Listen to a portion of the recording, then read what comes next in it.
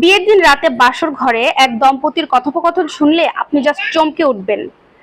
প্রথমত, হাজবেন্ড বিয়ের দিন বাসর ঘরে ঢোকার সাথে সাথে তার স্ত্রীকে সালাম জানিয়ে বলছে, আসসালামু আলাইকুম, আপনাকে আমি কিছু কথা বলতে চাই। স্ত্রী তার সালামের জবাব দিয়ে বলল, অবশ্যই আপনি যা বলবেন আমি সব শুনছি, আপনি বলুন। তখন স্বামী বলছে, আপনি আল্লাহ ছাড়া দ্বিতীয়ত কারোর সামনে মাথা নত করবেন না। আর আপনি এই বাড়িতে এসেছেন আমার স্ত্রী পরিচয়ে। এই বাড়িতে আপনি থাকবেন এই বাড়ির মেয়ে হয়ে। আমার মাকে নিজের মা বলে মনে করবেন। একটা কথা মাথায় রাখবেন, আমার মা কিন্তু মুরব্বী মানুষ এবং আপনার বয়স তার বয়সের মধ্যে অনেক পার্থক্য।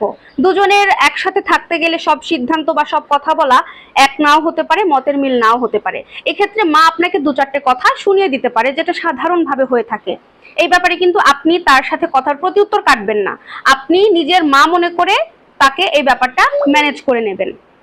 এবং সে আরো বলে যে, আপনি আমার যে ছোট ছোট ভাই বোন দুটো আছে তাদেরকে নিজের ভাই বোন মনে করবেন। আপনি কিছুদিন যেতে দেন, দেখবেন আমার মা মাটির মানুষ, আপনাকে একদম মাথায় তুলে রাখবে।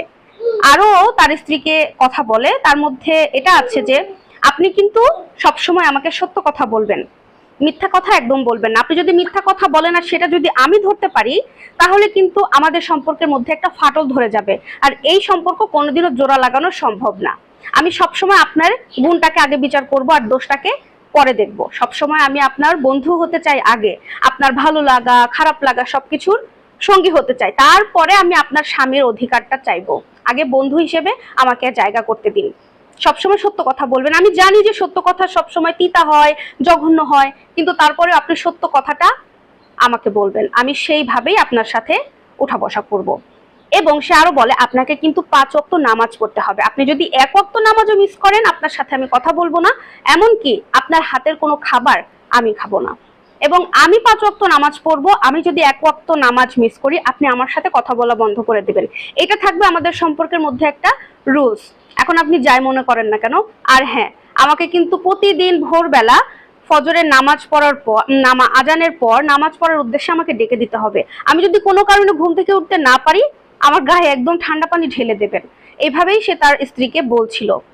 সব কথা শোনার পরে তার স্ত্রী বলল, আমি আপনার সব কথা শুনবো, তবে আমি আপনাকে একটা কথা বলতে চাই, আপনি কি আমার কথা শুনবেন? তখন স্বামী বলছে, অবশ্যই আপনি বলুন। তখন স্ত্রী আস্তে করে বলছে, জানেন, আল্লাহর কাছে অনেক ভাগ্য করে আপনার মতো একজন স্বামী আমি পেয়েছি, আমাকে একটু জড়িয়ে ধরবেন।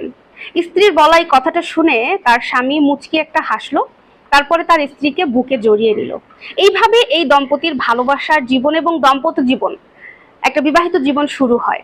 আর এই গল্পটা আমি পড়েছিলাম ফেসবুক টাইম লাইনে, আমার কাছে এতটা রোমান্টিক লেগেছে, এত ভালো লেগেছে, তাই আপনাদের সাথে শেয়ার করলাম। আপনাদের কেমন লাগলো সেটাও কিন্তু আমাকে কমেন্টে জানাতে পারেন। আল্লাহ হাফেজ।